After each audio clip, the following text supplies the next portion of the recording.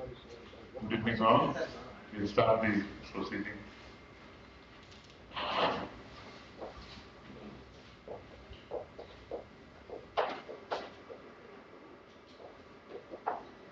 Respected Professor R. Srinivasan, Economist and full-time member, Tamil Nadu State Planning Commission, past President, my fellow office bearers, esteemed members of the Chamber, distinguished guests, students and friends.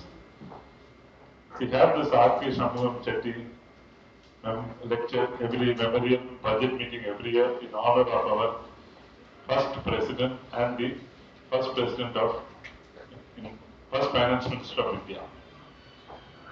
A very good evening to all of you. It is my privilege to extend a warm welcome to this insightful session on the economic impact of the budget. At a time when businesses, industries and policymakers are navigating a complex economic landscape, discussions like these become vital for understanding the opportunities and challenges that the budget presents. We are honored to have with us today Professor R. Srinivasan, a distinguished economist and a full-time member of the State Planning Commission. His vast experience in economic planning and policy analysis makes him the perfect speaker to decode the nuances of the recent budget and its implications for agriculture, businesses, industries, and the overall economy. As a chamber that represents a wide cross-section of industries, trade and service, we recognize the budget plays a crucial role in shaping business growth, investment sentiment, and economic development. The policy, allocations, and fiscal strategies outlined in the budget influence everything from infrastructure development and taxation to MSME support, manufacturing incentives, and job creation. Understanding these impacts helps us to prepare, adapt, and capitalize on emerging opportunities. Professor Srinivasan will provide us with deep insights into how the budget aligns with the Tamil Nadu's economic vision and the broader national growth trajectory. I'm sure his analysis will be invaluable in helping us assess its effects on industries, trade and entrepreneurship in Coimbatore and beyond. With that, I once again extend a warm welcome to all of you and look forward to an engaging and thought-provoking discussion. Thank you.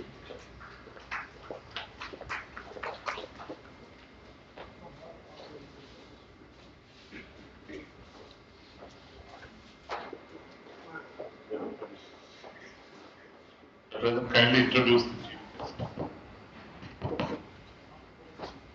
Thank you very much, President. Good evening to all, ladies and gentlemen. Today I am honored to introduce a scholar, Dr. R. Srinivasan, who is a full-time member of our Tamil Nadu State Planning Commission. State Planning Commission has been established in 1971. It has been led by a lot of stalwarts who contributed for the development of our state economic growth. Dr. R. Srinivasan, a full-time member of State Planning Commission, there are two categories. He plays a major role by sitting full-time as a member and also framing a lot of policy work for the state in building the nation. He brings a wealth of experience to his role, completed his PhD in economics in 2001, and since he has been an active contributor in both academic and public discourse. In research and in public finance, education and the economy, with numerous publications in national and international journals. Before his current appointment, Dr. Srinivasan served as an economist in the Tamil Nadu Revenue Augmentation. Also, he was a full-time member of the State Planning Commission in 2006 and 8 and continued till 2011. In addition to his role in government, Dr. Srinivasan has been dedicated educator, has taught economics in various colleges across Tamil Nadu and Puducherry since 1988, served as a professor in Department of Economics at University of Madras. His extensive experience in academia and public service uniquely positioned him as a contributor to the state's sustainable and inclusive development. Under the guidance of experts like Dr. Srinivasan, we all grow leaps and bounds, and we continue to grow in our state. Welcome, Sir Dr. Srinivasan. We are very honored with your presence. The moment I called him, he gave 3 dates. 5, 6, 7, I am available. And, sir, I will book flight tickets. No, I will book it. Sir, I will send my car. No, I'll come by myself. Sir, I will book the accommodation. No, no need. That shows a modest person like him. Very honored with his presence. I request our president to adorn a shawl and give a book.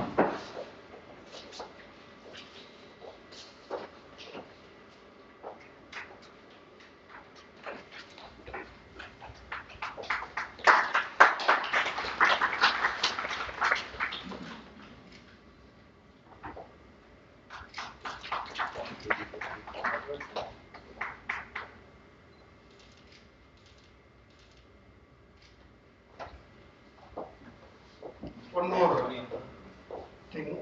We have our past president, who's a stalwart of our Coimbatore, who wrote a book which is very relevant to the subject what you are into.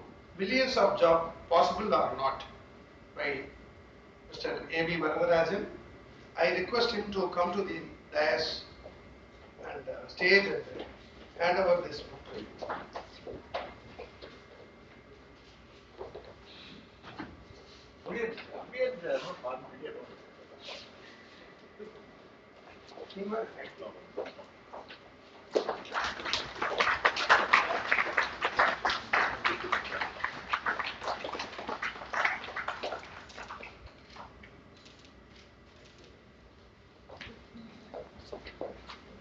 At this juncture, we take a note of the presence of our first Finance Minister, R.K. Shanmukham Chetty's family members. We welcome you, sir. Thank you. I request Professor to address us.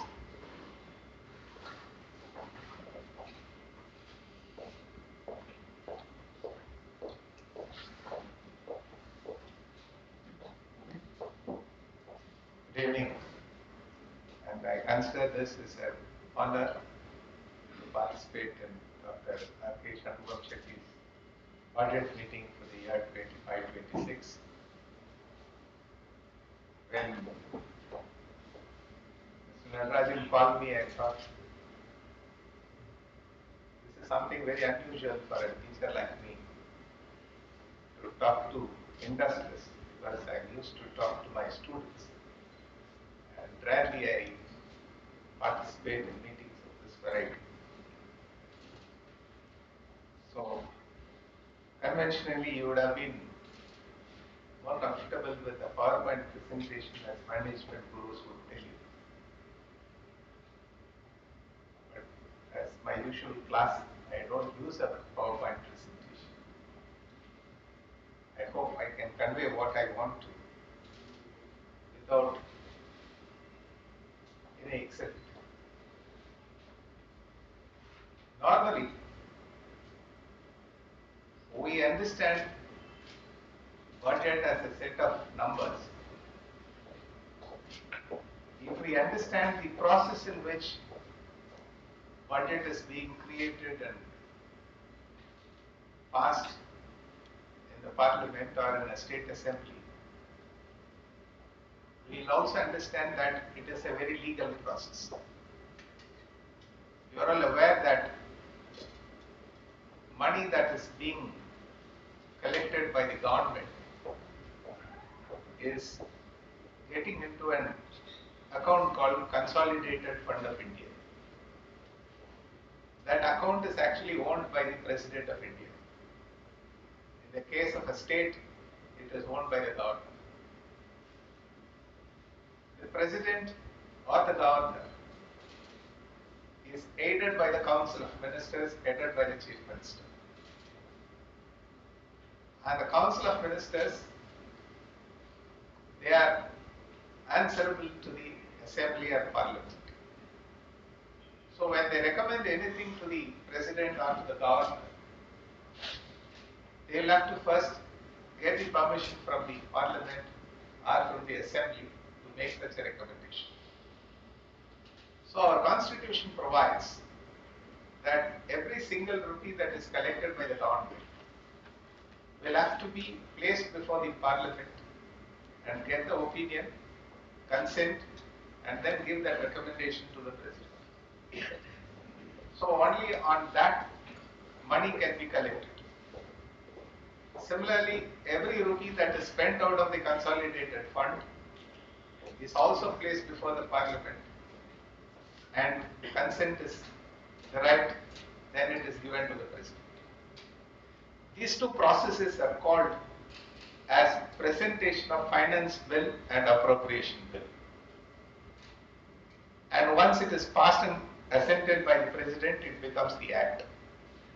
So the entire process of budget making is a legal process, and a very lengthy documents that they do it in the Parliament or Assembly.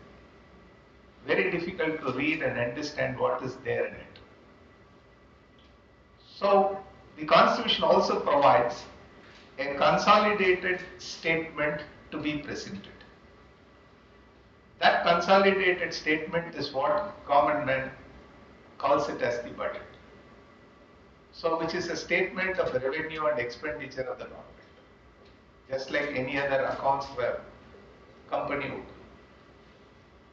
So now this statement of revenue and expenditure is what being discussed, and it is introduced to the Parliament by a speech of the Finance Minister.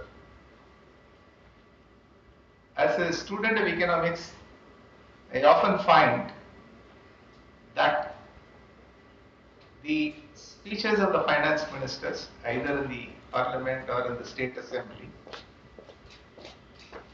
are not understood as we would like that to be understood. Because any statement of a finance minister that makes an impact on the next year's revenue and expenditure alone should be understood. But a statement can also make an impact on the revenue and expenditure over 10 years. But what is the immediate impact is what we should know. Some of the statements could be statement of intent, but it would not have any impact on the revenue and expenditure of the government. Suppose I say, as you would have seen in the newspapers, government should get out. This is one famous phrase that we have been talking the last 7 days. What does it mean? It means there should be ease of doing business. So ease of doing business will not impact the revenue and expenditure of the government. It is facilitating people to conduct their own businesses better. Its direct impact on revenue and expenditure would come only if you are making any change in your tax laws, or you are making any change in your incentive systems. So certain phrases are not being understood as it should be. Therefore, we have to segregate a speech wherein the points that are mentioned by the finance minister has a direct impact on the revenue or expenditure in the ensuing year or not. once we understand this process, then we can get into what's happening. Before every budget being presented, the previous day, the Finance Ministry presents a document called Economic Survey. An economic survey is supposed to tell us what has happened in the economy over the last few years. What are all the problems in the economy that will have to be addressed and how? When you are making such a document, by and large it will be very dry. Because something has increased, something has declined, it will be very, very dry. Obviously, it is not comprehensible for the layman, particularly not comprehensible for most of the members of the legislature. So, those things are mostly found in libraries and very few people read. But if you read those passages a bit more carefully, you will understand what could be the budget the next day. So this year, the economic survey started with certain problems and how those problems could be addressed. One of the first statements that the economic survey made was, in 24-25, we have been growing at a rate of 6.4% per year. This economy has been growing at 6.4% per year. We will have to reach a developed country status by 2047. That means over the next 22 years or so, we will have to grow at a rate of 8% per year. So currently we are experiencing a 6.4% growth, but over the next 22 years, consistently we will have to grow at 8% per year. But what economists who read these documents would also know, in the last 3 quarters, the growth rate has been declining from 6.2 to 5.4 in the last quarter. That means for little less than a year, we have not been growing even at 6.4. And the growth has been sliding in the last 2 years. So while the economy is sliding, we are expecting it to grow at a faster rate over the next 22 years. So this is our wish, or rather the Finance Ministry's wish. Within this 6.4, agriculture has grown at 3.8%. Industry has grown at 6.2%. Services sector grew at 7.2% per year. 3.8 is a very fabulous growth for agriculture. In the last 5 years, we have grown at 5% per year. So economic survey considers that if you are able to maintain 5% growth rate over the next 22 years, then we will have additional 1 percentage point growth in our total economy. This is their estimate. Coming to services, it thinks there are certain issues. One of the major issues would be in terms of skilling and how to address that, though we have opportunities in terms of exporting services, particularly IT and IT-enabled services. So we think that we will be growing at much faster rate over the next 22 years. When it comes to industry and within that manufacturing, 8 core sectors within manufacturing have grown only at a rate of 5% over the last 1 year. Since 2014, when this government started the Make in India program and also the performance linked incentive program for manufacturing. In 2012-13, the manufacturing contribution to GDP was 16.1%, and this year it is 15.8%. Even after lots of incentives under Make in India, under PLI, manufacturing as such, the contribution to the total economy is declining. So the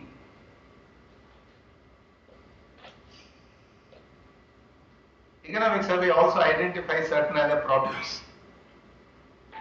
One is the external sector. The word economic survey uses is called deglobalization. Globalization is a process where all countries are integrated not only in terms of trade but also in terms of policies. You may be aware of World Trade Organization and how it asked countries to integrate the import and export policies, tariffs and non-tariff barriers. And following that, countries also were moving towards a well-informed integrated monetary policies. So these are all the things that were happening. You may be aware of Bank of International Settlement in Europe, also giving us opinion on how the financial sectors across the world, across the countries will have to be integrated.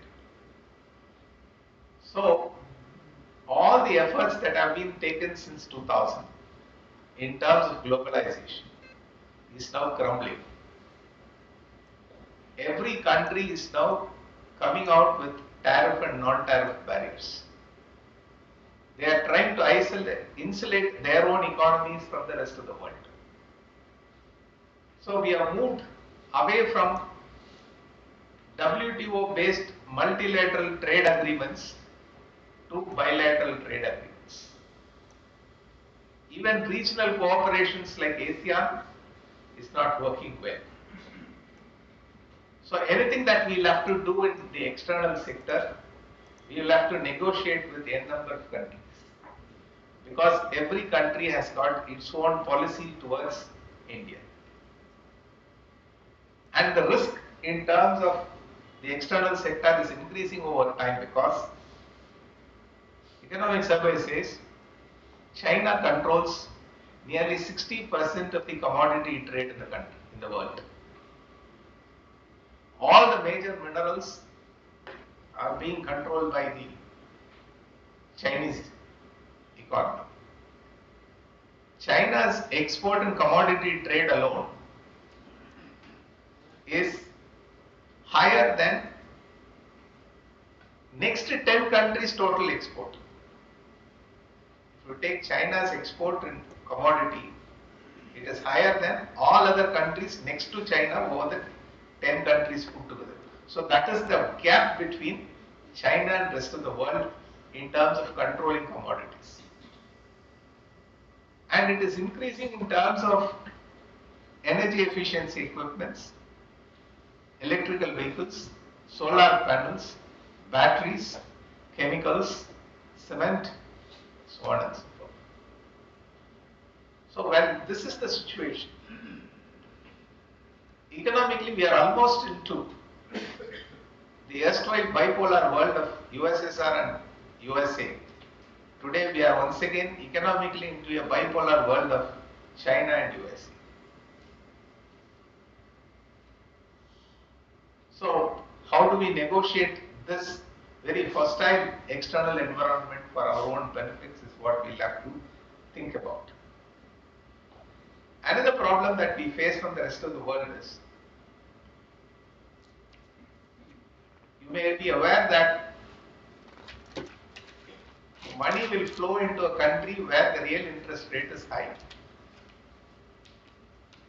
Compared to the rest of the world, still inflation in India is very high. When that is the case, obviously there will be flight of capital from India to rest of the world. Because all other countries of varying levels experience an inflation level much lower than what India has. though inflation in India has been declining over time, but still it is not enough to have a real interest rate, which is the nominal interest rate minus inflation, to be high enough to attract capital from the rest of the world. Within the country, inflation has been declining, but food inflation is highly volatile. A volatility in any indicator is risky, including our body temperature. Even our body temperature fluctuates by 1 degree every minute, then there is something wrong with us. So too in any other indicator, if it is volatile, it is bad. Obviously, you may know the reasons for the volatility in food. So given this sort of problems, Economic Survey imposes its faith on two things. One, it believes that agriculture can be further developed. It gives two important prescriptions. It says that farmers should realize or are exposed to realize the actual prices of their produces. Because much of our produces are being bought at the minimum support price or some controlled price. So the prescription is expose them to actual prices. Support them in their income. Secondly, you should incentivize them to use less of water, less of fertilizer, protecting Mother Earth. Now these two prescriptions are mostly successful where countries have corporatized agriculture, where large land ownings are available. When 90% of your farmers are small and medium, and large farmers are by and large absentee landlords, this type of work will not incentivize agriculture. Because our agriculture is more social than economic in nature. Land ownership is largely seen as a symbol of status in the society than about the agriculture one does. And the social relationship between landowners and the landless laborers, all these things complicate the way that we have been doing agriculture. We cannot do anything about it unless we understand something about how this social engineering can be changed over time. The Economic Survey also has been telling us the fiscal deficit, that is the total borrowing of the government, has been declining over time. The tax GDP ratio, that is the amount of gross tax revenue that the government collects, has been increasing over time. Therefore, our fiscal position is safe and they look forward to a better economic development over the next 1 year. So one thing that you will see as I describe this economic survey, nowhere there is a prescription about how the government should collect money, how it has to spend. Much of the economic survey is about how the government should regulate the economy or how it should withdraw from the regulation. It doesn't give any direct prescription for how to conduct the fiscal policy. So when you read this economic survey, what you would think? The next day budget will be a business as usual budget. Because economic survey doesn't tell how much more revenue we'll have to generate, how well we can redistribute the expenditure, or what new incentives could be provided for different sectors. Many of these things are not done. So the next day budget, when it comes,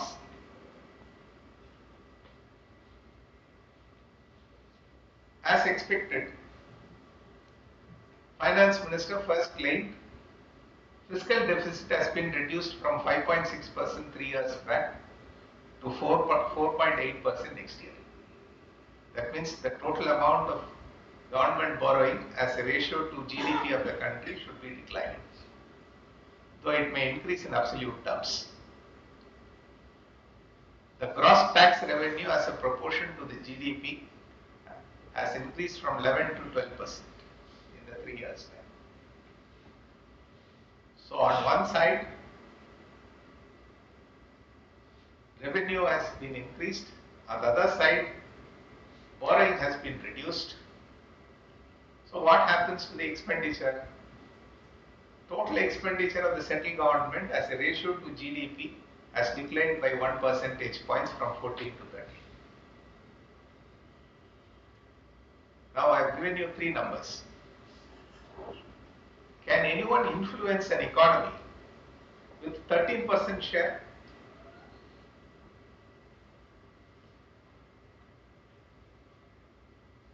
I should influence 13 rupees to derive that 100 rupees to grow at 108 next year. With only 13 rupees contribution that I make. That 13 rupees is also what I have recovered out of the output that these people would generate. I am not going to get that money from thin air. So the first point that I want to tell you, don't take budget seriously. Because by sheer magnitude, it is not supposed to influence the economic growth.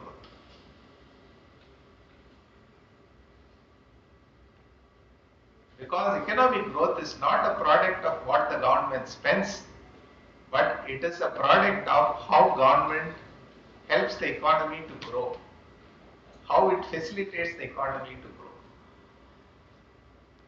In the erstwhile India, before 1990, we had lots of control systems along with expenditure. Those were the days when budget had an influence on how the economy would grow. And since 1990, we have moved away to a policy where we agreed government has got no role in business. And this government particularly says, I want minimum government and maximum governance. So obviously you cannot expect anything from them in terms of expenditure and obviously in terms of tax revenue.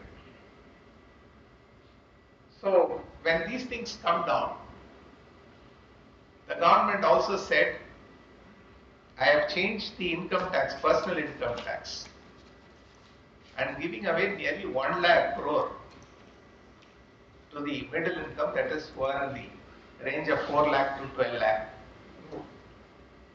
That would increase consumption in the country.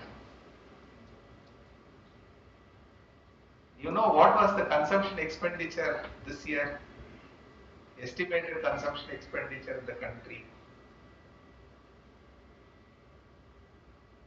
Give me some number. 200 lakh crore. This year, the consumption, private consumption expenditure in the country is 200 lakh crore. On that, you give me 1 lakh crore and say that I will increase my expenditure. Giving 0.5%, you are telling us that we would increase our consumption expenditure and economy would grow. And almost all newspapers, almost in every page, made this point. So there are certain things, if you keep on repeating it, it becomes true, even without verifying what it is. This is one. Secondly, it said, we are going to increase the credit limit for MSME, almost double the credit limit. But what is the problem in credit to MSME? From the eyes of the banks, he is not a credit-worthy borrower. The issue to be addressed is not the credit limit. The issue to be addressed is to make MSME credit-worthy in the eyes of the lenders. That requires a different type of engineering than increasing the credit limit. Suppose they say the credit limit is increased. Does it mean that government will give the credit? Obviously not. The financial institution should give. And they would give provided there is demand. They would give provided the borrower is credit worthy. So this is a statement I want you to understand that this is not part of the budget statement. It can be made in the parliament any point of time or without the parliament in a newspaper press conference. This need not be made in the budget because it doesn't make any impact on the revenue or expenditure of the government. So many of these regulatory type of issues cannot work through the budget. Second point, I want to tell you why you should not take budget seriously. This year, the total expenditure, that is for 25-26, by the union government will be 50,65,000 crore.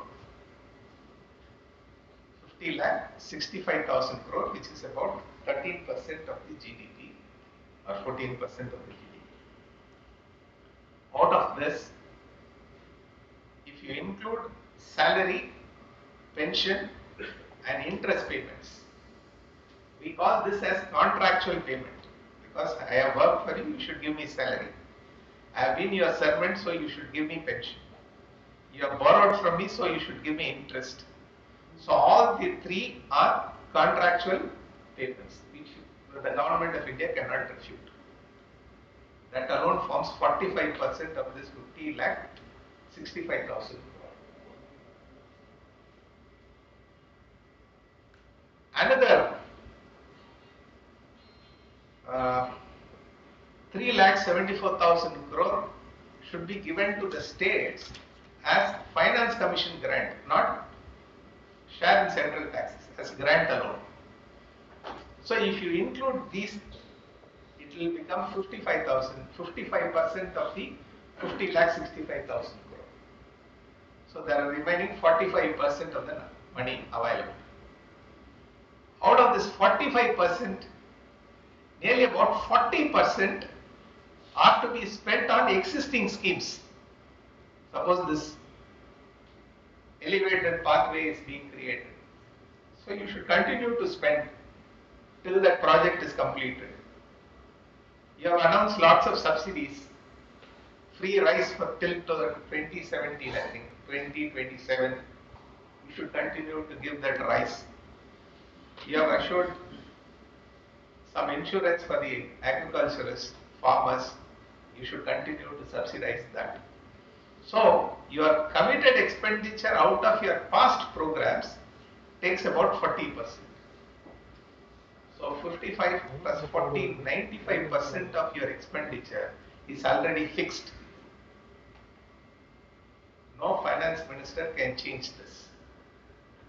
Remaining 5%, that is 2.5 lakh crore is what she can redistribute on anything that she thinks new. And with that, they want to influence this economy.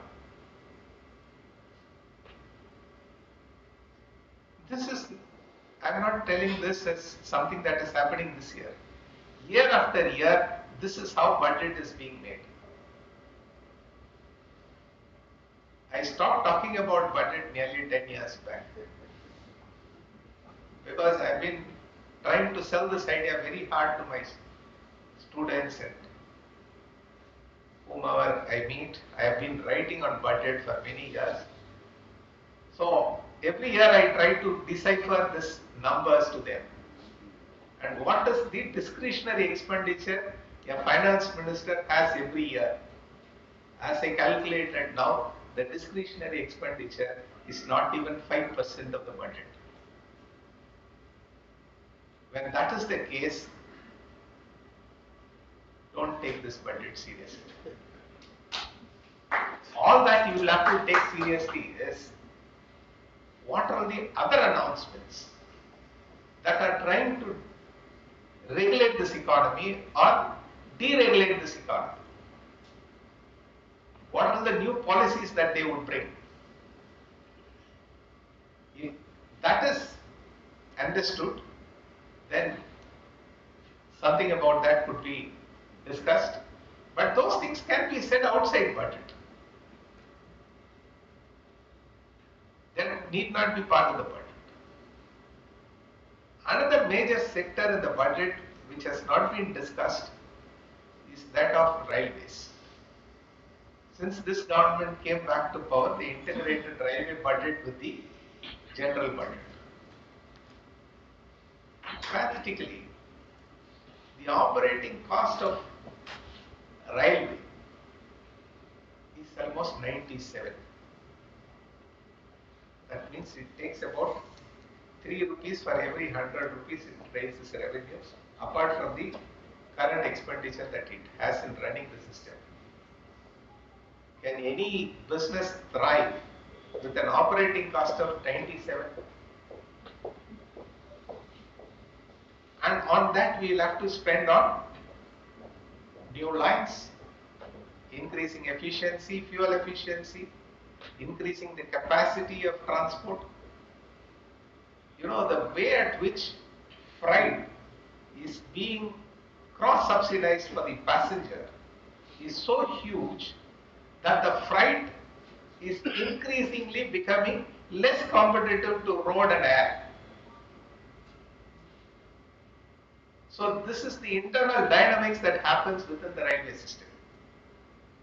And it takes a heavy toll in terms of fuel efficiency and safety. Because fuel efficiency and safety requires enormous amount of money to be spent on R&D and also on fixed capital. And we have very little money towards that. On all this, the land is actually provided by the state. All the land that the railway has are actually procured and given by the state. And thereafter it becomes the central government property. But with that amount of huge investment also shouldered by the state governments, the railways is not able to spend effectively on modernizing their own safety systems. The number of accidents, fatal accidents, increasing every year in an India which we consider as very modern. So one good thing that has happened in this budget is they have been reducing borrowings in the recent times, which I think is very good. But they should have reduced this borrowing by increasing their own revenue. In only one place they could increase their revenue is from RBI. The surplus generated by RBI is their only major revenue. Of the non-tax revenue, 70% of the non-tax revenue is obtained in terms of dividend and profits from the public sector enterprises, of which RBI is the largest contributor. Why RBI is the largest? Because he has got a monopoly in trade of issuing currency. So when you have a monopoly in trade for issuance of currency, obviously you should be making a killing in doing it. However,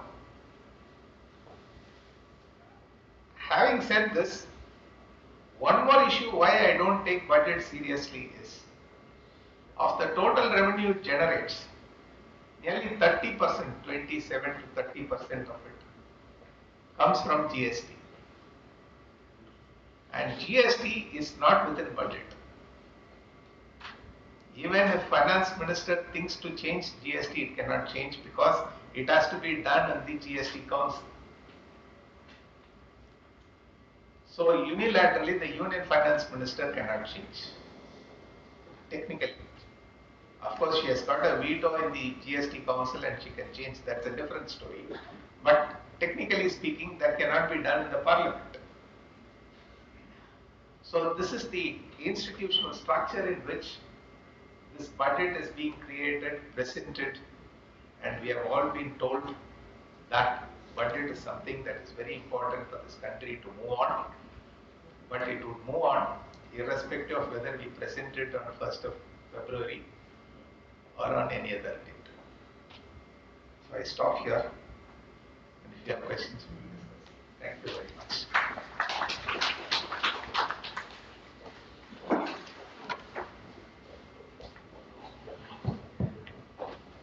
Thank you, Professor Srinivasan, for your valuable insights and how to dissect the budget. It was really an eye-opener and the way the financial engineering was done. Now we leave the floor open for interaction with Professor Srinivasan. Good evening, sir.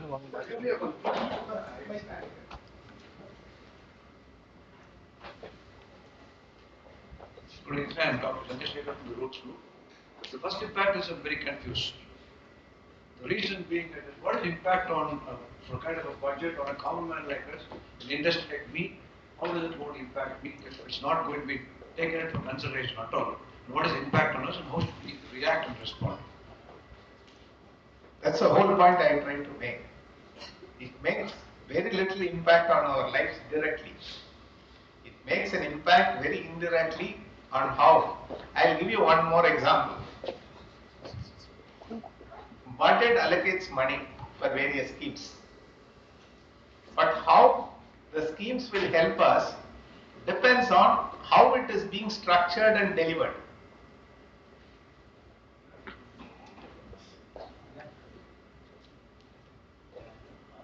Therefore,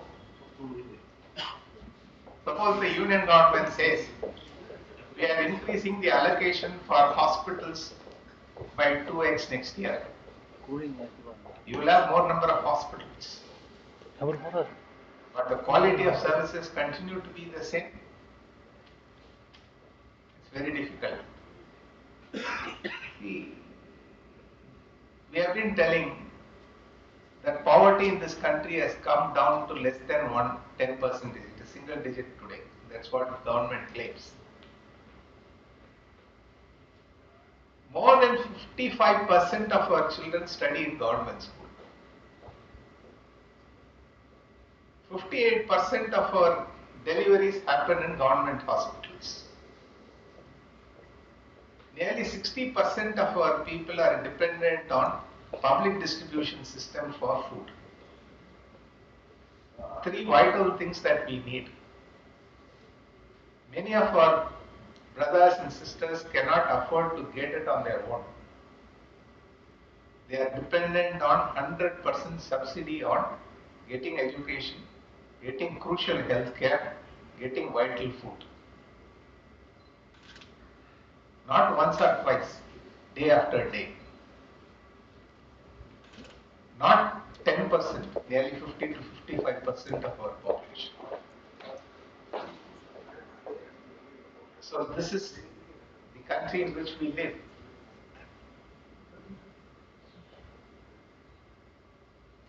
So what this 13%, 14% expenditure would make an impact on those people?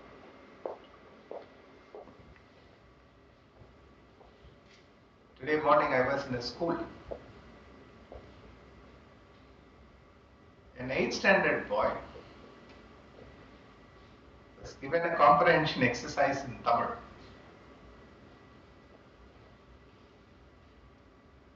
He started answering the questions,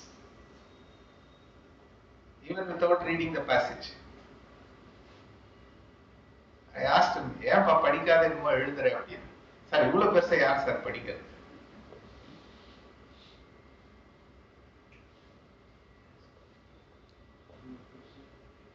You know, this is the training that boy was given.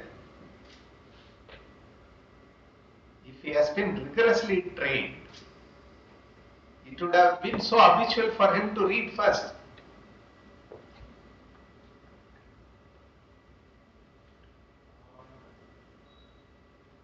of 60% of deliveries that happen in government,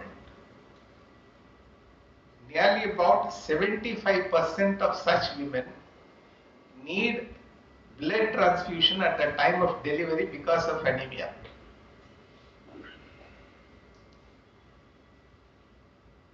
More than 50% of our babies are underweight. Malnourishment in the age group of 2 to 5 is one of the highest in the world. In Tamil Nadu, sir. Yeah. In India, In the country. We are also very high.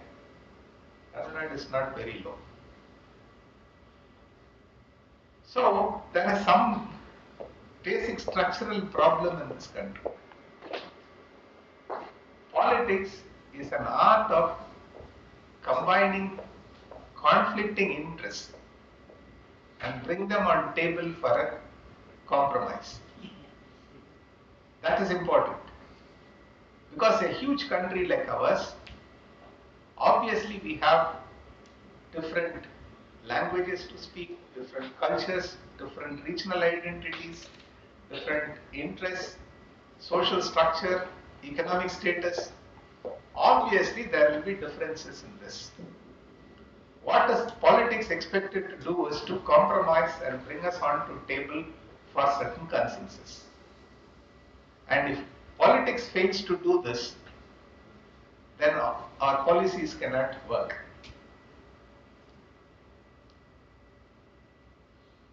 If we start addressing individual or specific lobbies, many of these things would not work. Why politics? If all of us are equal, we don't need politics at all. Do we have politics at home? Because we consider everyone as equal. A child has got the same claim over my resources, though I have earned. I never say my child that I have earned, so I have got a greater claim on the resources. Because we treat everyone equally at home. So, equality will not bring out politics. But inequality will bring about politics to solve that. So that is where I think we have been failing again and again. Our politics is unable to solve the problems of differences among us. And it gets ventilated in many ways, including the economy. Anything else?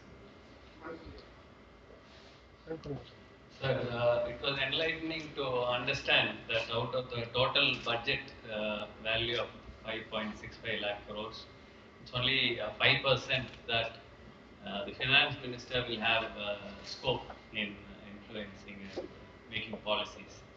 So within this 2.5%, the finance minister has tried to address the major problem, which is increasing the demand, which aids the growth. Which is 2.5 lakh crores, out of which the most talked about policy is the income tax slab. I think previously it was 7 lakh rupees, where there was no income tax to be paid. Now it's become 12 lakhs. So when I see the data in the newspapers and other things, so it is 7.5 lakh people who have crore people who have filed the income tax return, out of whom 6 crore people file nil return, which is either due to they are below 7 lakh or they use the old regime. So now we are talking about income between 7 lakh and 12 lakh, which I read it is about 70 lakh people get benefited out of this budget.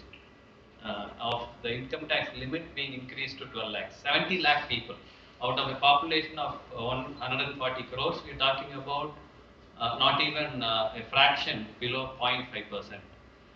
Now the finance minister had made 3 important statements. One is this 1 lakh crore being available for spending by the middle class.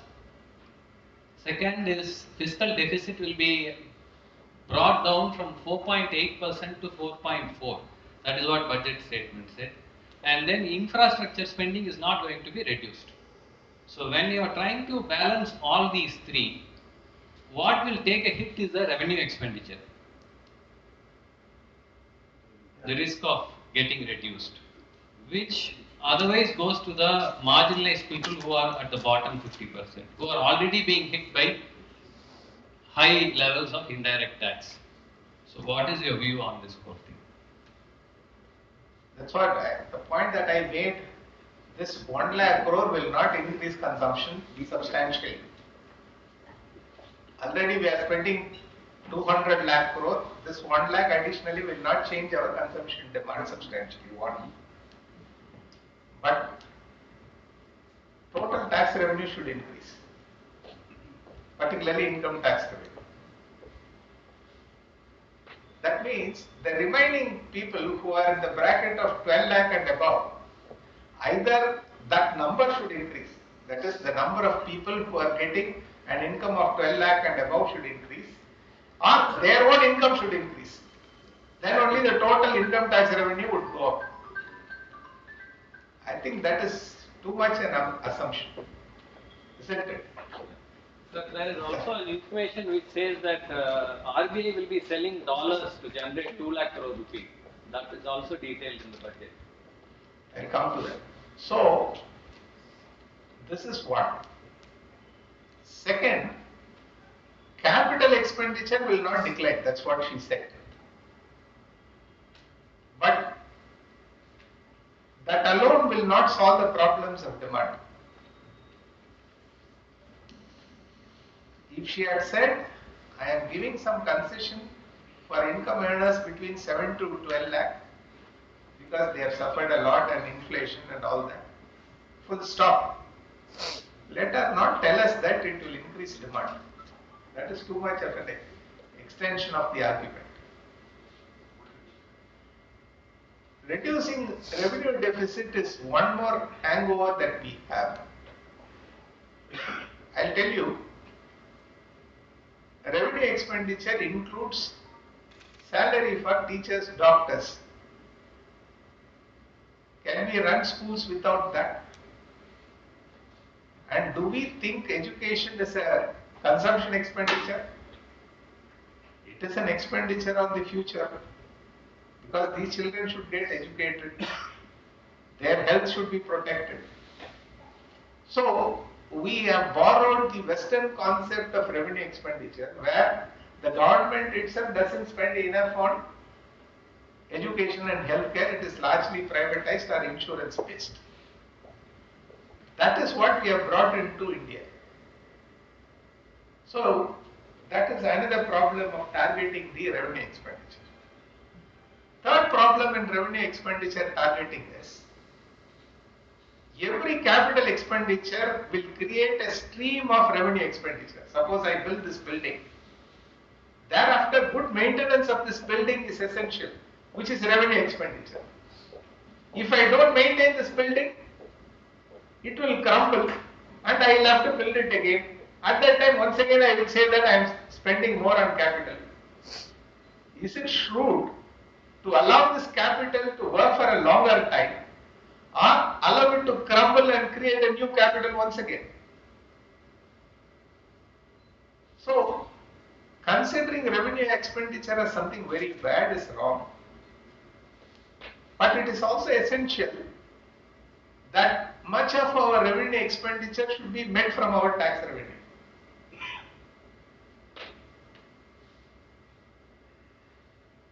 Nearly 30 lakh crore worth of taxes are in the court. The outstanding revenue to be collected under litigation is 30,000 lakh crore. I don't say that the entire money can be taken out. But what is the problem? The problem is either we have structured our tax administration so badly or we have bad tax laws. Either of these two things should have happened. You may be aware of how our tax laws work and how our administrators do. Very rarely we discuss all this. Then you take corporate income tax. I strongly argued it should be 0. Why? In public finance we say tax is paid by people, not by inanimate body. If a corporate is taxed, on whom the burden should fall on? Initially on the shareholders. In the next cycle, what the shareholder will do? He will reduce the labor compensation or increase the product price. That means the burden is distributed either to the labor or to the consumer. So when the tax is shiftable, where the base is very mobile, don't tax that. I cannot shift my income onto others. So tax my income. But if the base itself is mobile, we should not tax that. That's one of the very fundamental principles in public finance. So unless we move out of this and increase the proportion of income tax earned, today it is about 30 to 35% of our total revenue. And that should go to 60 to 65%. Similarly, we should also make our GST a flat rate of one flat rate. You know, GST is by and large based on, people often say it is very regressive, but I have a different take on that. If we calibrate the GST in a way that it will truly reflect my ability to pay tax, if we calibrate GST well. So in that case, our total tax revenue could be mobilized both in terms of progressivity as well as ability to pay. But that requires a lot of debate and discussion and improve our tax system. And our tax laws should be more codified rather than very complex, bigger tax books and case laws that come up, which enrich the tax lawyers and auditors than us. Okay. Okay. Actually, it's organized in pay respects to our first finance minister, Chetty. He was the owner of the chamber also. So we are all very happy that you have come here, a real economist like him, for this lecture. So far, I won in 30, when we got freedom, I was about 12 years old. I have seen about at least 75 budgets, speeches and budget figures I have gone through. Because however from the early days itself I am that much interested in the statistics, politics and all. Today, so far I have understood. I was of the impression the budget is a manipulation of figures. After hearing you, I can understand that it is the manipulation of words. That's the difference. That's why for the past 10 years, I am not even seeing the budget even in TV shows, even though they are all asking me to come. I have lost my hope. Whether really, I have lost my hope. This budget cannot change the downtrodden people. It's very definite. In spite of all these budgets and all, our tax ratio said our tax ratio to GDP. What about the budget? That ratio to the standard of living. As you said, 40%, but they claim, politicians claim only 10% is less than poverty line, but you said government school students, 60%, and government hospital people getting treatment in government hospitals, about 40%. Definitely they are, if not below poverty line, they will be near poverty line. At least poverty line will be at least two times. What is what solution lies for our country?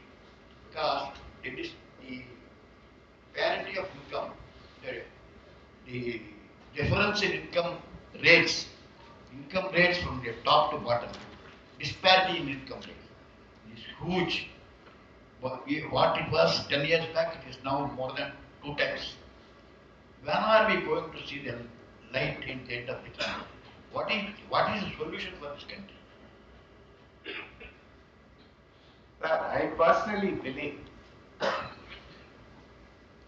having worked in the government sector all through my life, government is a very bad HR. It cannot recruit properly. It cannot identify good talents. It cannot extract work.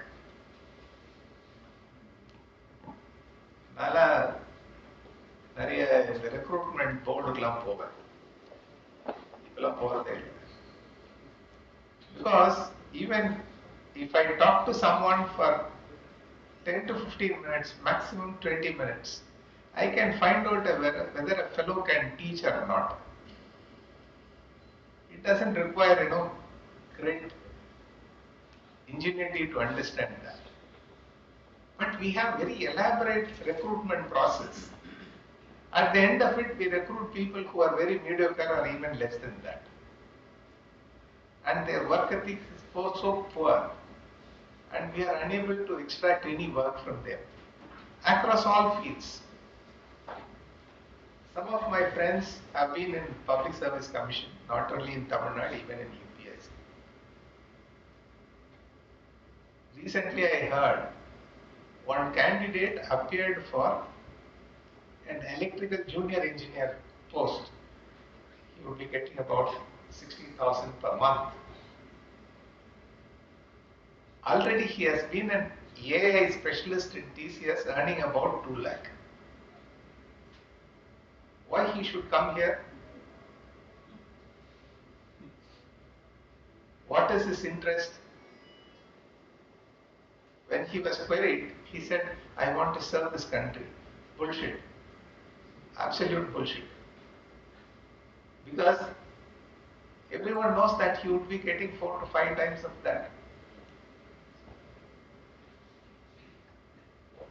So this is, and he would get it also. An MTech in electrical engineering was asked a question, pass the exam first. All these people pass the written exam. Then that MTech electrical engineer was asked, I want to change the electrical connection to my home from 2-phase to 3-phase. What would you do? I'll get 3 lines and connect. This was the answer. You get 3 wires and connect. Connect with what? What are those 3 wires? What are the other processes? Nothing. And we would employ those people as electrical engineers, and what they would be doing. Recently you would have read in the newspaper how CBI nearly arrest 12 people who have gone to certify universities on their credibility, ranking. All of them have taken iPhones, gold coins.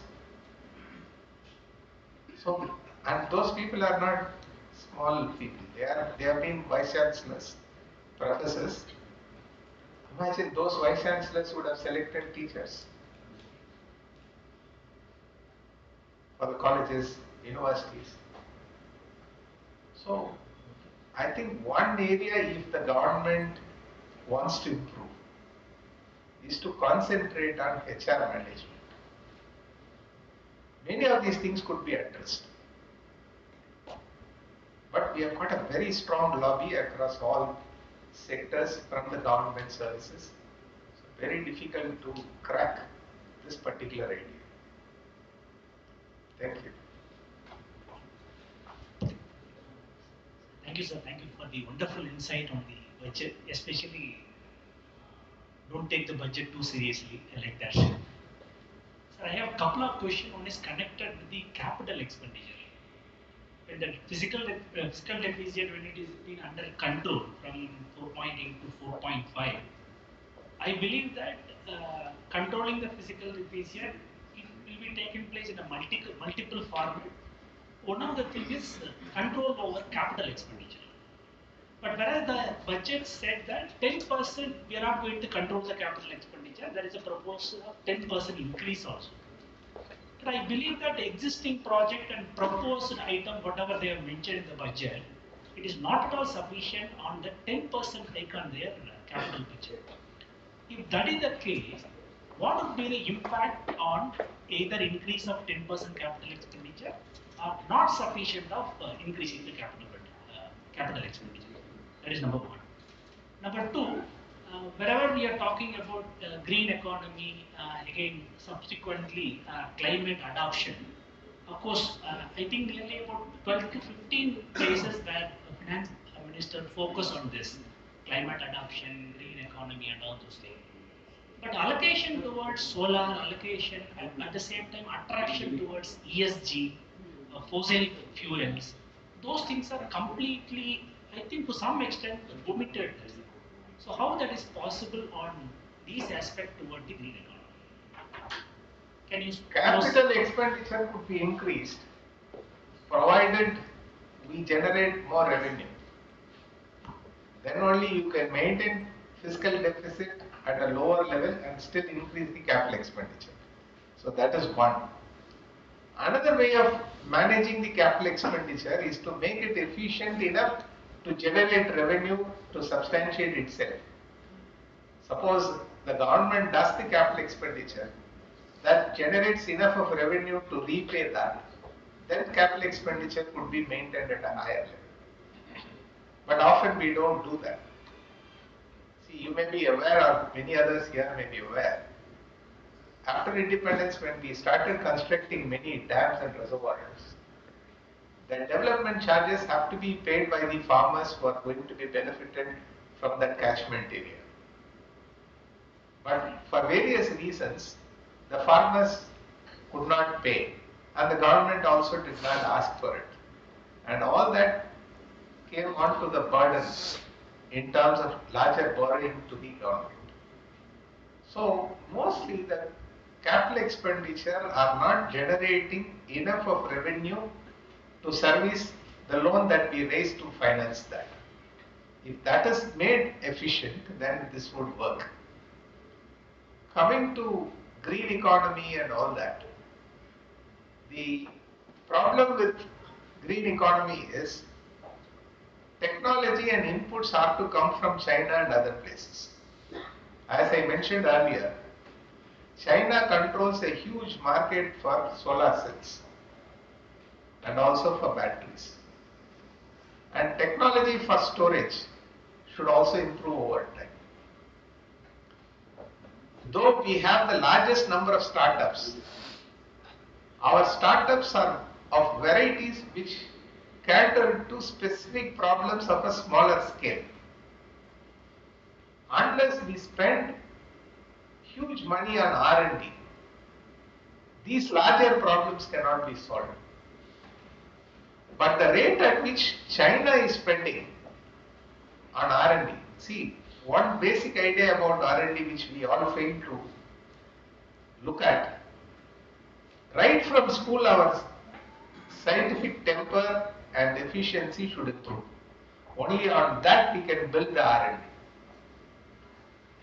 But if your school education doesn't provide science education as required, if your college education doesn't provide the science education and technology education as you need, then building on the R&D will not work. China spent effectively on all this. That's why their investment on R&D is giving a return that is fabulously higher or even make US shy. That's why they are able to do it. So we should have an R&D policy that comes up right from the school in building up science and technology skilled labor force in this country. And with the advent of AI, it is almost all the factories are going to be manned by robotics. Then many of these things would require greater amount of skills for us to do that. Someone said we'll become very old by 2047. That is, the proportion of old age people in the country will be larger. But the problem is, we will not be richer by then. If we are richer by 2040 and also getting older is fine. If you continue to be poorer and getting older is also not bad. Right? That's what our thinking is. Actually, it is going to be very difficult to imagine an India in 2047 which is having a per capita income on par with lower middle income countries with a huge old age population like Japan. Imagine the state of affairs in this country. And we'll have to plan today for that. How are you going to take care of our aging population? We are not generating enough of effective employment for the present youth, which is the largest anywhere in the world. And we are not using their own services as much as we need. We are not using it because we are not basically imparting skill for them to work. Secondly, when you impart skill, second you should generate employment. Both these things should go hand in hand, and that's not happening as we expected. Sir, on agriculture, when you explained, the economic survey had indicated that there is scope in agriculture in two important ways. One is the MSP, and the other one is the subsidy on agrochemicals. On MSP, it is obvious that it is building inefficiency, which means higher cost. I mean, the farmers are not efficient. Farmers don't agree. Yeah. That's one, sir. You know, why don't there be a stakeholder participating consultative process to evolve an alternative to MSP? Because MSP, in even my view, it's making farming inefficient. But why? That's why I insisted on politics. Unless politicians come on board and resolve this problem, because they are on their side. Some of them are on their side, some of them on this side. They should come and resolve this problem. You and I cannot do it. It doesn't require a technological solution. It requires a political solution. Because it's inefficient, sir. One is farming itself is inefficient. Second, they're producing things which are not in demand. Because there is assurance, it's being produced. And unfortunately, all the two main MSP supported crops of rice and wheat, they are water intensive. So it's extremely important. Actually, we are exporting more water by exporting rice and wheat.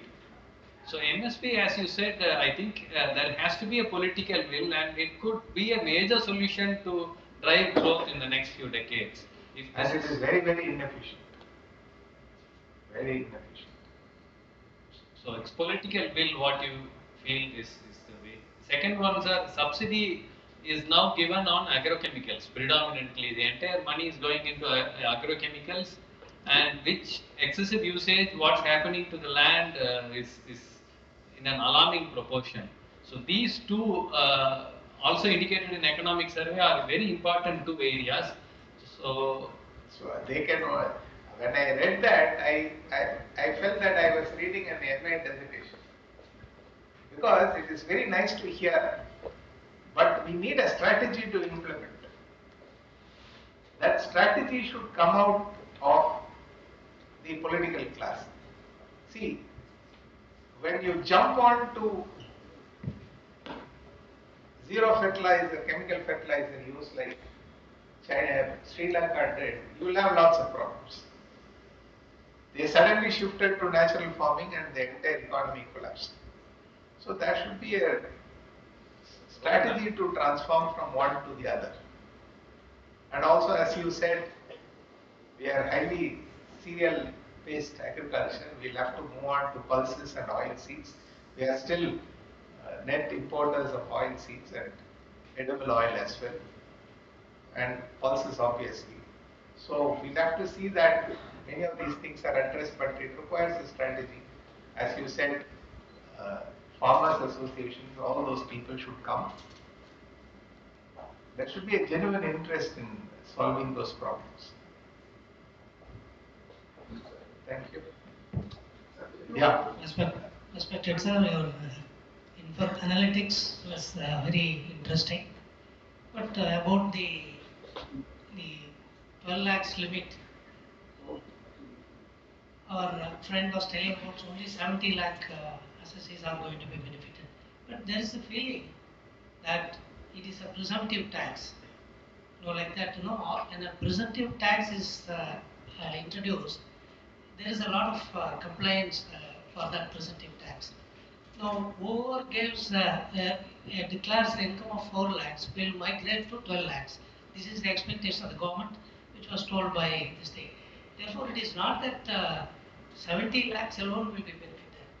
The 70% of the taxpayers probably may migrate to the 12 lakhs limit because there is no taxation. So, to that extent, there will be the revenue augmentation would happen.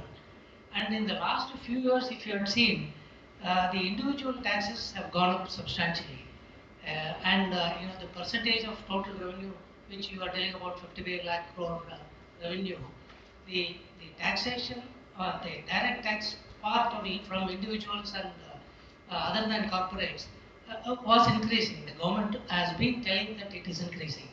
Probably these 12 lakhs could motivate the 70% tax filers on the base limit to move to 12 lakhs over a period of time, which could give a tax revenue which you were telling, and probably that could also generate further the up trade and the business, which could also move up the GDP. That probably was the expectation of the government. What is your view on that? Counterintuitively, I ask, is there a probability for 15 lakh to come down to 12? That probability is also there. Last year I filed a return for 15 lakh. This year I will file a return for 12 lakh, concealing 3 lakh. So that will also reduce the revenue to the government. If I move from 4 to 12, that will not increase the revenue, but it will increase the total income as shown in the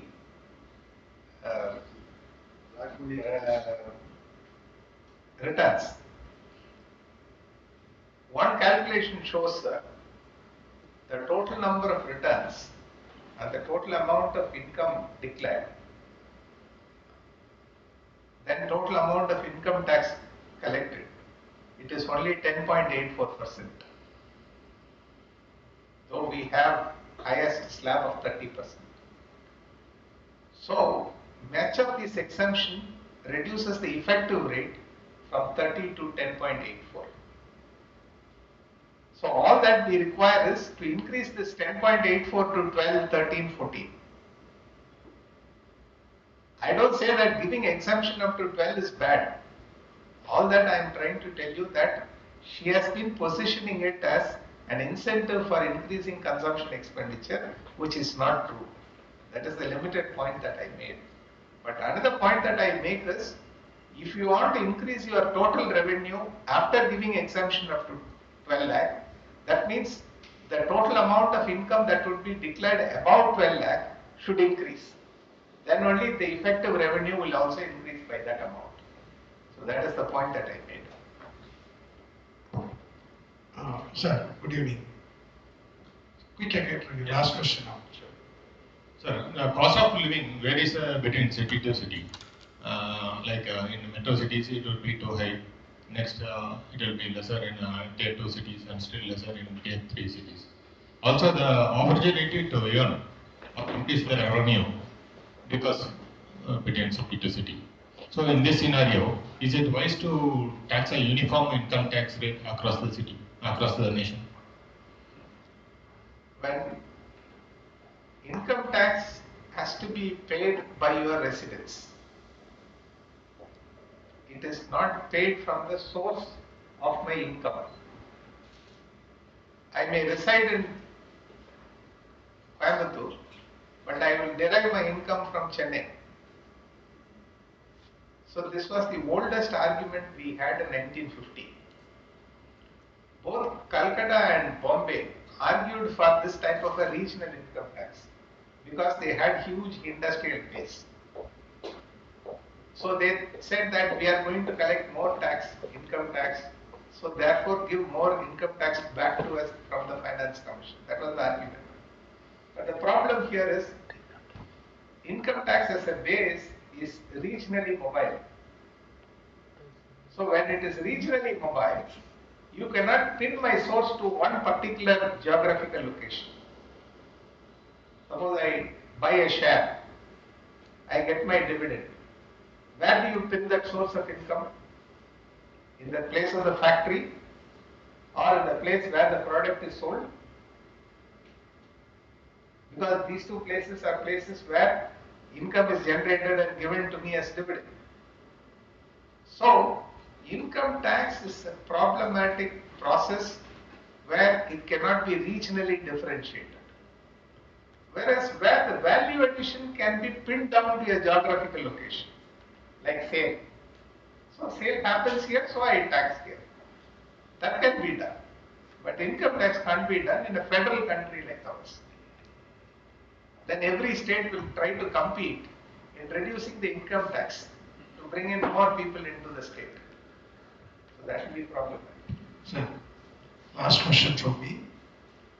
Being you are in the State Planning Commission, what is the prospects of, it's maybe out of the budget, being an economist, what is the future business we can look for our state? Because this state is enormously built on its infrastructure compared to northern states and other things.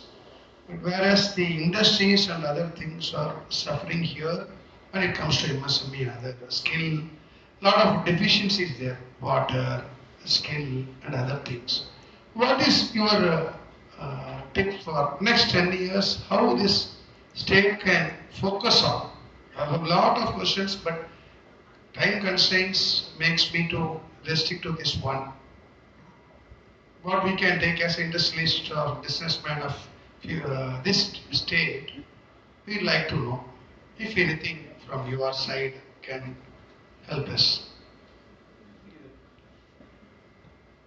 You have been telling us that all of you are suffering, industry is suffering, all that. The same economic survey says there are only 2 states in the country which perform well in all the 3 sectors: agriculture, industry and services. Only Maharashtra and Tamil Nadu. I'm talking about the MSME and other things. No, even in MSME, sir. So, I don't think that there is a emerging new industry that has to be identified. But anything that is emerging automatically comes down to Tamil Nadu. One place where we miss, for example, whenever we talk to industrial organizations or investors who come from outside, for a very long time we are known for exporting software. Today we are increasingly having more number of units on global capability centers, which are the backbone of all corporates across the world. And also more number of firms are now coming up in India to work as backbone of financial institutions across the world.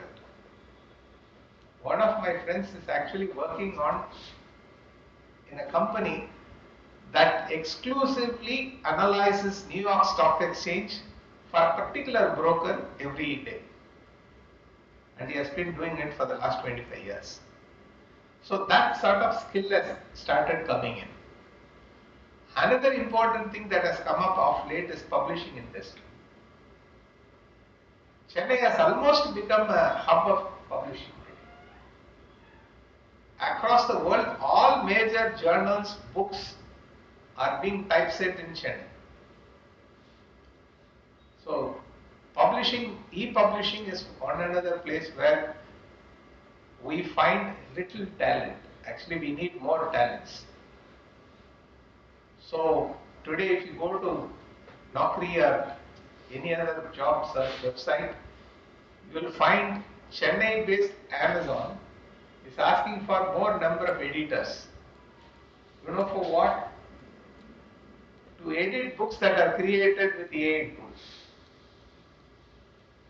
Because AI tool will create a textbook, but it has to be changed a little bit for each of these countries. So now that has become a skill. So they want AI-based textbook is generated, but it has to be adapted for various countries, various states within India, because examples and other things should be more rooted for the children to understand. So new skills are coming up, and such new firms are getting established in Tamil Nadu, and all that we require is we need a very agile system of creating those new skills. Thank you very much. Sir, one question, sir. Yeah. In the railway project you had mentioned 97% of the income goes towards operating expense. So there's no political will to increase the fare, or there is an inefficiency in the railways? Inefficiency. Not the... No. Because that's what I said. We are increasingly losing our freight to road and air, because they are less costlier, more efficient. But here, imagine sir, we have built rail lines for more than 100 years. So the sunk cost is already happened. All that we require is the running expenses to be made more efficient. That is what is essential. Last question. Sir, an association like Chamber, how closely can we work with the Planning Commission to shape the industry-friendly policies that is further yet to come? How could we get associated with you, sir? Actually, unfortunately, we have completed our policy works on 6 industrial sectors. And now we are working only on social policy, like housing, education, and other things. But when we came in 21, we worked on industrial policy, textile, manufacturing, MSME, all those things have already been done. But Planning Commission is not ours to talking to associations like us. I think one of our members, Vijay Bhaskar, used to come here. Yeah. 2 years. So, we will work with them if you want. There is no harm. There is no barrier at all. Thank you, sir, for patiently interacting and thinking of all the questions. I request our Honorary Secretary Pradeep to propose the formal vote of thanks.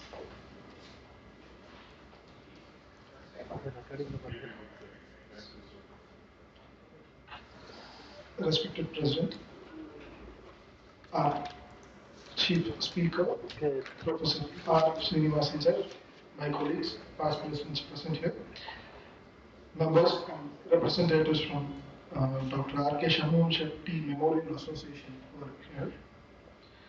Ladies and gentlemen, good evening to all of you. On behalf of Chamber, I thank our speaker, Mr. R. Srinivasan, for making it possible to be here and speak about economic impact on Union Budget 2025-26.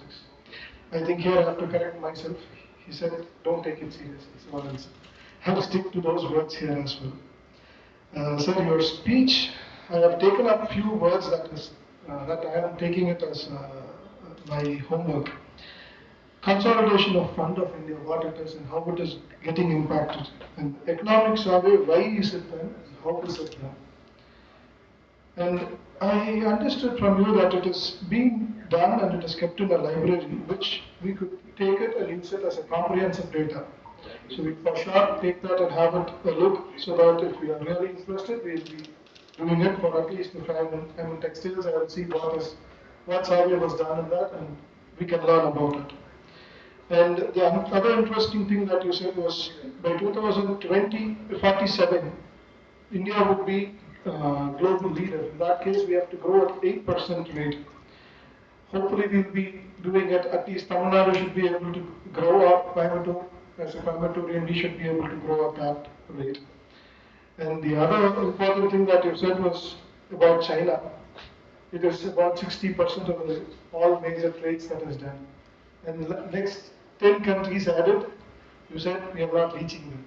Then I said, okay, we have a lot of space there to reach that. And the important point that you mentioned there was inflation higher, the money goes out of our country. And most of the countries are trying to isolate themselves and to save their economy. So these are very interesting points that we have to take home and really see how our commodity is getting affected. And the next one is the MSP that is given to the farmers. And again, we do a program called Olave Thalaiser and we know what it is and we buy agri products as well. So, and the other important point is incentives to the agriculture. And the other point that you made was ratio to the GDP. And the 200 lakh crore, அது எப்படின்னா ஏன் பணம் போனோம் அப்புறம் உங்க பணம் அப்படின்ற மாதிரி எல்லாம் சொல்ற மாதிரி 2000 கோடி இருந்தது அதுல 40% இதுக்கு போயிடுச்சு 15% இதுக்கு போயிடுச்சு மிச்சம் இருக்கிறது 5% தான் அப்படின்னா that explanation was mind blowing for us. Thank you, sir. The insight that you have given us a lot of knowledge, a lot of things to take home, sir. It was really pleasure to listen to your words, and we'll get associated shortly and work in future as well, sir.